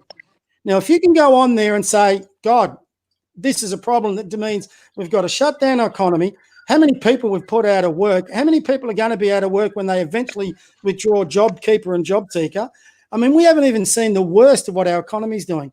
They're not putting out stats and data in relation to people that are committing suicide, people that aren't getting cancer checks, people that aren't getting heart disease checks. There's that saying that's out there, is the cure worse than the problem? My issue where I'm coming from, so you've got stats that they're publishing, you've got stats that they haven't put out, and then they've got stats that they can't even count.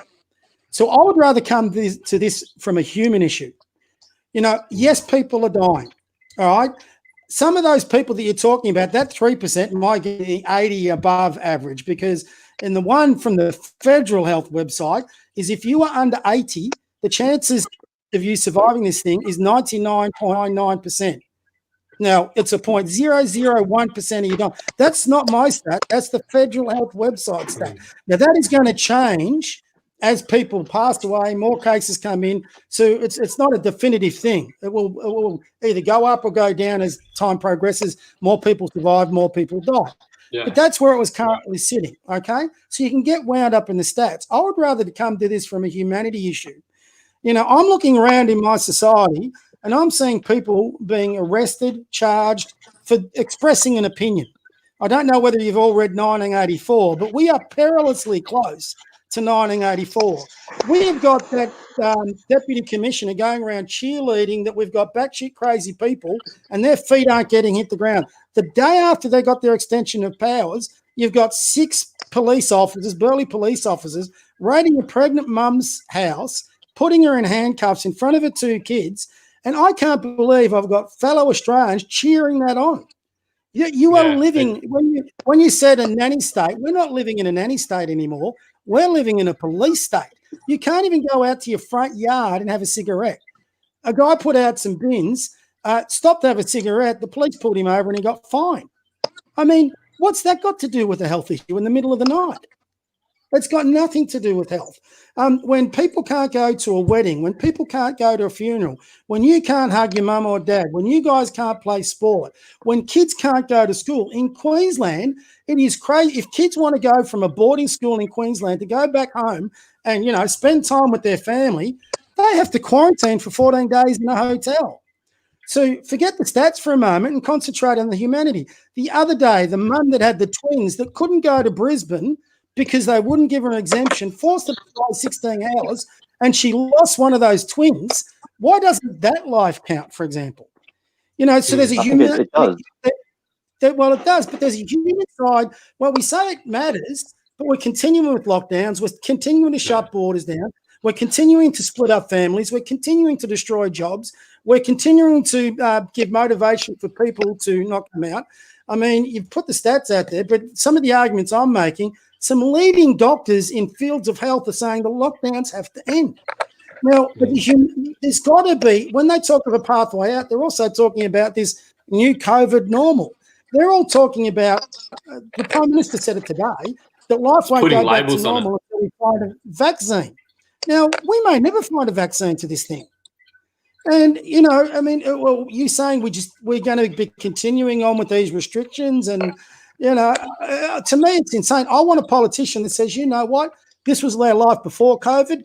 This is where how we're going to get back there. And we're going to get that back there by doing this, this, and this. You can throw all the stats at me. In Sweden, for example, if they listen to the stats, their COVID crisis is finished. And they didn't lock down once. Their death rates are below ours now. They're coming out of it. And, their policy, if you looked into it, and Switzerland's, wasn't necessarily to have herd immunity, but now even the World Health Organization is giving credit to Sweden for what they've implemented because they've now probably gained herd immunity and they're out of this thing.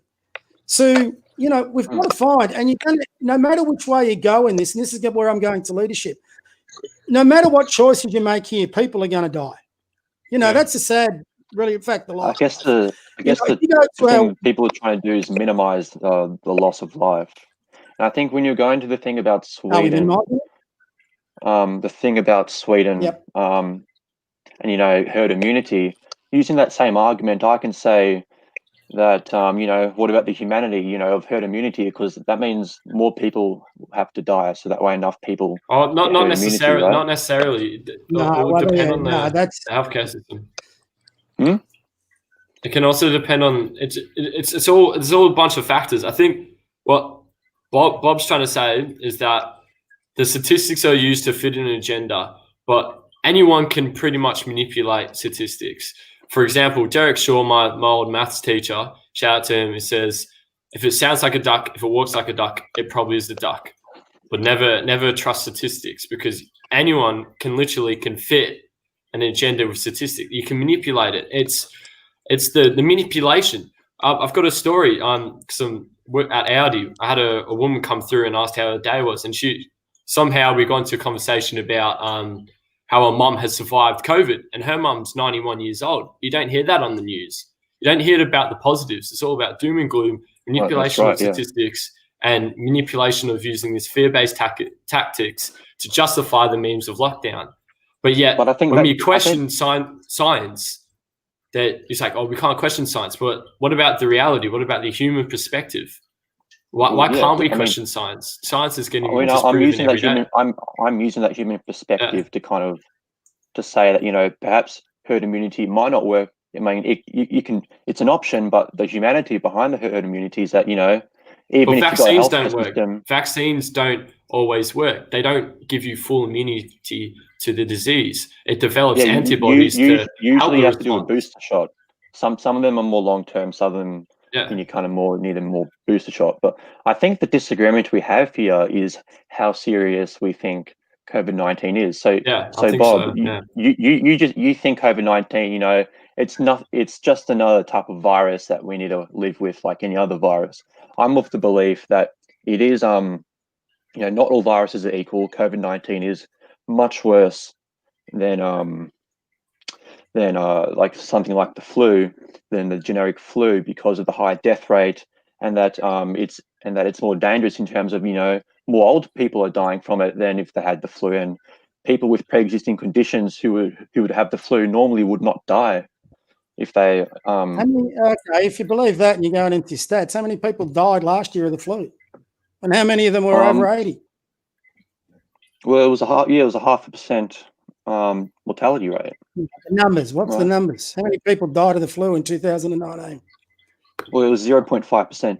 I don't have the actual raw numbers because okay. Well, give me because you need the percentages. And I'm not. The percentages is more. It's more. Not necessarily. It tells you a better picture. Yeah, it does. It tells you a better picture. No. This is what Elliot's going back to. Sorry.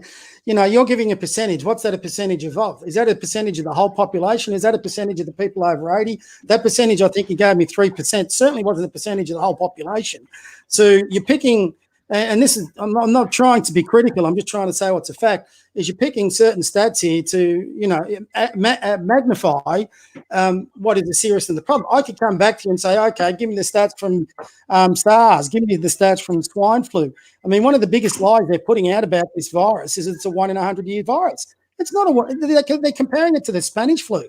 If you want to look at stats, look at how many people as a percentage of the planet died of the Spanish flu after World War I. This is nothing like that. Spanish flu it was around 3% death rate as well. Spanish flu. Sorry? Spanish 6%. Flu was about a 3%. 6%. But anyway, 6%? Let's not get into percentages. Okay. I read in the US National Library of Medicine it was around 3%, but okay, we'll disagree with that. We'll keep going. I'm not here to disagree. Like I said, I'm not the big.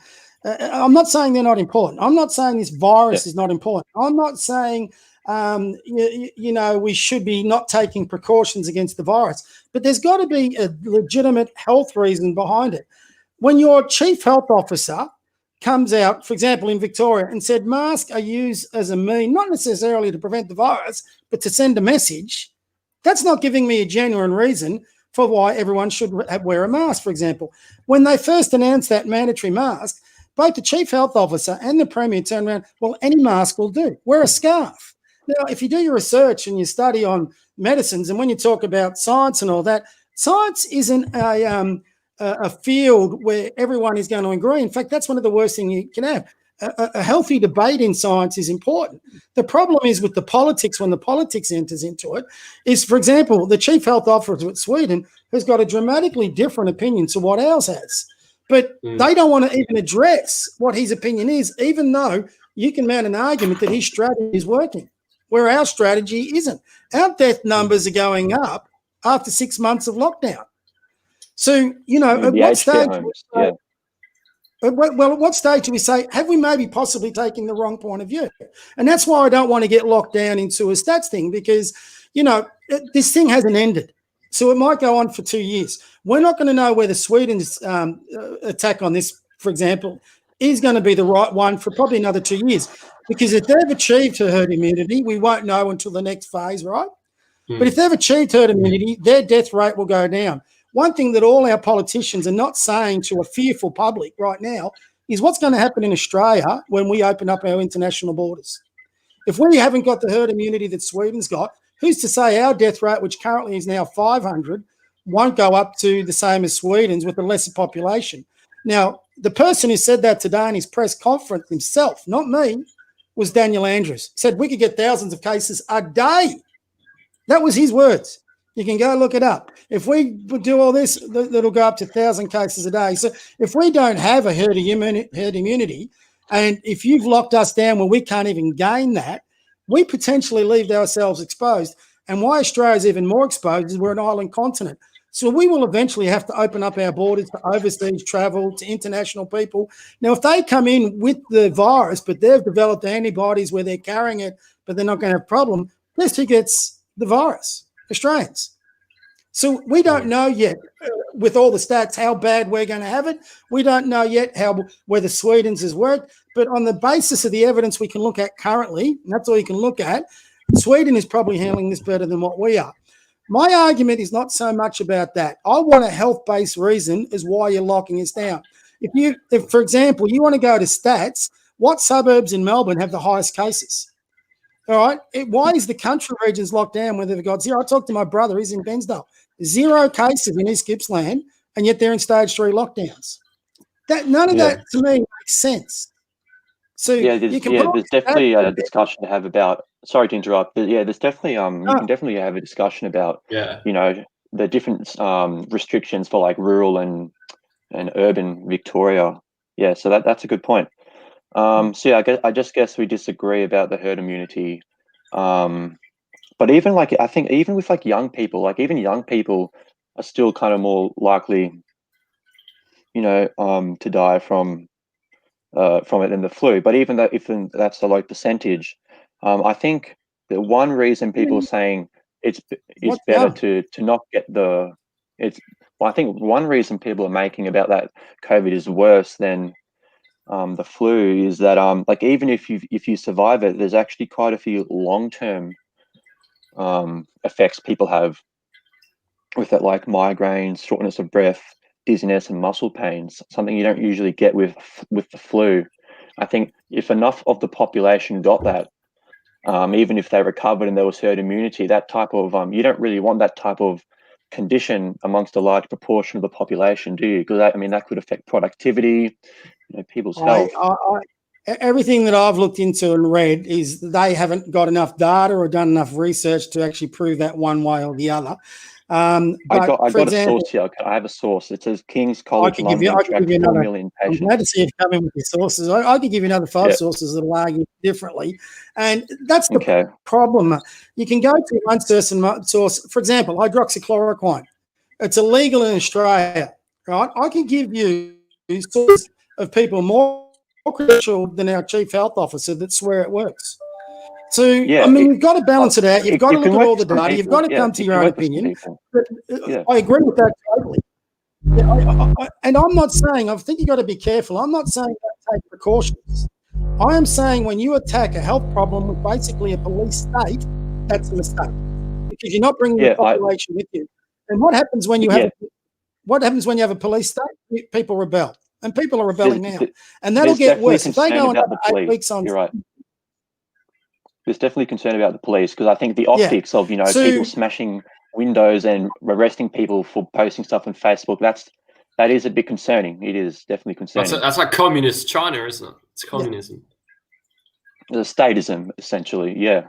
I reckon one thing we can all agree on is that we need a cohesive and clear plan from the government just to show what is going to happen to get back to normal, not COVID normal, but normal. I think we can all agree on that one.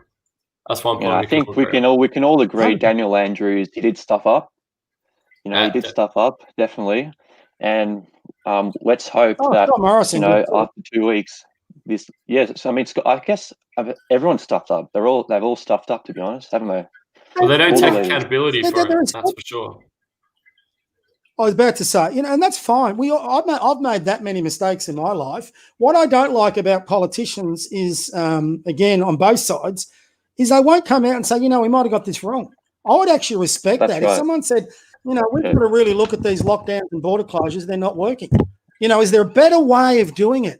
No one has the knowledge, I certainly don't, of what is the golden cure here, but we should be always looking. The fact that they've just wiped off hydroxychloroquine, to me, there's another drug that there's another one that Australian doctors put up that India's taken up. They're talking about in America.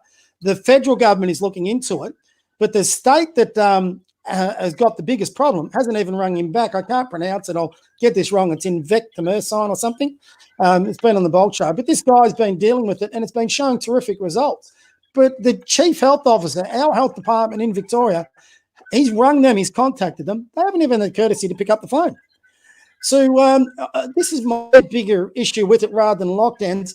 Surely there's got to be a better way of addressing a public health issue. So I agree with what you're saying that I'm not trying to say COVID's not a thing. I'm not a conspiracy theorist. COVID's a thing. We should be protecting our elderly. We should be taking sensible precautions to contain the spread. But this thing, if you remember, when we first came out, what was the reason for going into lockdown? It was to contain the spread and make sure our hospitals weren't overwhelmed. At no stage has our hospital system been overwhelmed. We're not even close to it being overwhelmed. In fact, a lot of health specialists. Lockdown, though? Well, when we went into lockdown, our numbers went up. They went up. Well, I mean, there's always it goes up when you start testing people, right? Well, yes and no. that's again, we've been, for example, they're pleading with everyone against it, even if you've got mild systems. What if they're saying not enough people are getting tested? Well, if you don't have any mild systems, doesn't that indicate that actually most people are feeling fairly healthy? But our chief health officer, for example, is saying, well, we're not going to come out of this unless more people go get tested. Well, why would I want to go get tested if I'm not having any symptoms? A lot of it just... I guess suppose, people who are asymptomatic could still spread the virus, but, we've done a lot of testing. Before you finish on this, let me give you one last little thing from a basketball analogy. One of the greatest coaches I ever had, and when I asked him about some advice when I first started coaching, he said, Bob, just try everything. If it makes sense, use it. If it's not working, change. I would say to to these politicians, if it makes sense, use it. If it's not working, change. I think that applies exactly with what we're doing. If some of this stuff isn't working, then find a different. I've got no problem if you turn around and say, we've tried this avenue, but we think we're going to have a go at this avenue. At the moment, they're saying, no, we're going this way, this way, this way. And if you come up with an alternative, I don't care how qualified you are, we don't want to hear from you. Now, to me, that's a problem in addressing a health issue. So anyway, let's leave that one there. Sorry, guys. That was a good discussion. We like promoting discussion. Yeah, it's good. There you go. Yeah, you watch the flack I'll get from this. No, you won't get any flack. It's just Bob, I have a question for you. That's cool. Do you feel like that because you express your conservative views online, it might affect, maybe because you say you do work right, you help people with social media stuff. Is that right? I have a following. I put out opinions.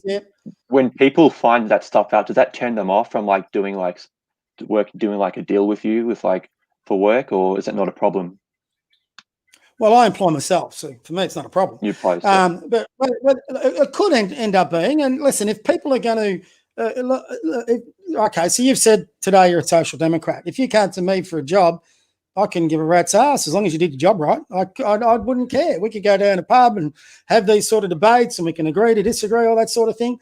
If I'm going to live my life worrying about what other people think, I'll go stir crazy. So I can get very, funnily enough, I can get very black and white in my views, but I only get black and white after I've had discussions and I've done my research, and once I'm comfortable with the stance I've taken. If people want to then, for example, come back and have a crack at me for that, so but when I talk about people having a go, it's just, mate, Elliot will know this, in 2 organisations, twice I've been torn down for views I've had, or as he said, the way I coach a team, I've always been critiqued for having a coach, but I've never let that bother me much, because you've got to express your opinion. You've got to draw a line in the sand for what you stand for, and then you don't take a step back. And that's one of the things I got taught by my parents. And when you do that, when you decide to draw a line in the sand, whatever that might be, and your opinion heard, there's going to be a number of people that will not like you for it, you lose friendships over it. People will tear you down. They might try and cost you your job. A lot of this cancel culture, for example. I think that's a pity. I'm very much, and if anyone knows me, as you're finding out, I'll talk my head off and express my opinions, and I'm happy for you to express yours. And if we disagree, okay, well, we disagree. That's fine. That's a democracy. That's healthy. But what I was probably talking to, and not jokingly, is invariably when you put your opinion out there, there's going to be people who, I will say something critical, and as you've heard tonight, I'm critical of Dan Andrews, I'm critical of Scott Morrison. I can be critical of just about anybody, and that's what we should be doing with our politicians and a number of people, bureaucrats, all that through. But people follow a lot of these people like they're celebrities or they're a football team. Oh, my God. For example, LeBron James, I think, is a wonderful basketball player. I can't stand his political platform. but he's a wonderful basketball player. So if I attack LeBron James for his point of view, people I know in basketball will just, and I've had a few, they'll block you, they'll turn you off. But, you know, if that's what they want to do, that's more their problem than mine. But you do get pushed back, you do get a bit of flack. And I've had, funny enough, the toughest arguments and debates I've had is with a conservative. With conservatives, sorry. I had, for example, we'll get back on the homosexual side, for example. I had one guy who called himself a conservative who came onto the Twitter feed, and what he was doing was go around to anybody who had a big following on Twitter. So at this stage, I was about 1,000 followers. So he considered myself, have I lost everyone? You still there? Yeah, no, we're still there. We're still there. Yeah, and he was going around on to everyone on Twitter and saying, don't trust this guy, don't trust this guy. He's for same-sex marriage, he's gay, blah, blah, blah. And he was actually sending it out to the guy that was gay, ETW. And ETW, I've been following on Twitter. That's not his real name, I won't say this. I've been following him on Twitter for years now. He's a terrific guy. I couldn't care what sexuality is. You know, he puts up great posts. He puts up he's a fantastic cook. He puts up these pictures of what he cooks every night, sends off. He's one of the nicest people you meet. But this guy wanted to ostracize him on Twitter because he was gay. So I went in and I vigorously defended him. And he said, well, you can't be conservative because, you know, you're pro-gay. I said, where the hell do you get off on that? So we got in this massive debate. It went on for days. And to the point, because I knew that ETW was involved in this, that I actually sent him a private message and apologised on behalf of all conservatives to this guy. So you do get pushback from all sorts of types, and some people surprise you. So if you're going to get on social media and you're going to get on any sort of social media and you're going to get pushback, you've got to learn how to live with it. And if you're going to get pushback, though, and it's going to change who you are and what you believe in, then I think that's a bigger problem. So I'll get pushback, but it'll never change what I think. Much. I think that's a good note to end there. That's very strong. That's strong words from you, Bob. Very strong words. We love it. I think that's a good note to end there. Very positive note. Very positive. I haven't got the glasses on. Is that 2 hours? Almost 2 hours. We're 9 minutes away from 2 hours. You're our longest podcast to date, Bob. Your longest podcast to date. I hope I haven't talked too much. I'll give you everyone watching this. I did come from a family of 10 with 9 brothers and sisters. So unfortunately, if you didn't speak up in my family, you never got heard. So I do tend to rattle on a bit. So I apologise if anybody out there. That's okay. Talk too much. All right. But yeah, we'll leave it as that. But thanks everyone for tuning in to Matherspolitico's video today with, of course, a special guest, Bob Mann. He's had some very interesting opinions, and it's always good to promote different opinions so we can come to agree to disagree or some sort of conclusion where we can move on to a better tomorrow. That's what we want, isn't it? We wanted to promote healthy discussion. And if you can't have that, then what is society? Like, how do we innovate? And that's probably our main message today is have your opinions. Don't falter to anyone, because you'll gain a lot of respect if you stay strong with your own opinions. Sorry. I continue, Bob. Continue. I'm gonna stick to my country roots, and I'm about to go to the fridge for a beer now and watch the footy. So we've had our discussion and debate and disagreement. Let's go have a beer, I say. All right. Well, till next time. We'll say. All right, guys. Thanks, Bob, for joining. Have a good night. I'll send you the link to the video as well. Beautiful. Thanks, Matt. See you guys. See ya.